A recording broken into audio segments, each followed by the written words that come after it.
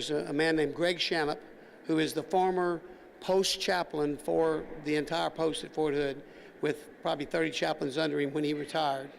I was very fortunate to get Greg to go to work for me right after he retired. He was on his way to a graduation ceremony of some sort, and I can't tell you exactly what it was, some type of military graduation ceremony, when a soldier ran up to him and said, "Sir, there are people shooting over there," and he pointed in the direction of the I think it was in the direction of that processing center. And then the soldier kept running, and Greg noticed he had blood all over his back, so he got him hooked up with a medic because he was wounded. He was warning other people, not realizing he was wounded.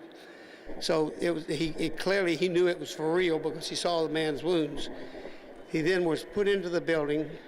They've got guards on the door to protect the people inside the building. What was your thought when you first heard about this? I mean, something like this on a military base? Well, I think your first thought is, because we have a lot of soldiers going through a lot of stress, that it could have been a mental health issue.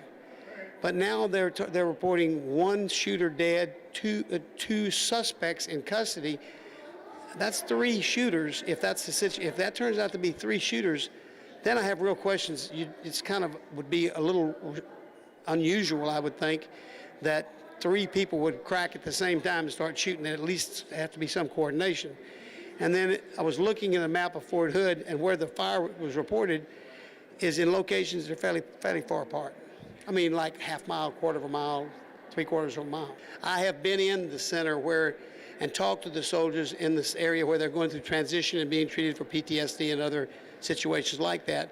I've visited with some of those soldiers. I've watched them as they played pool and stuff like that in the center, and talked to them about how they're feeling, where they're getting good care. They are, and they're getting good psychiatric care, good psychological care, and they've got caseworkers and social workers that work with them also. But I do not know, and it would only be speculation on my part, whether it's part of that or whether it's something else. But I would say Fort Hood's doing their very best to take care of the soldiers that have these issues.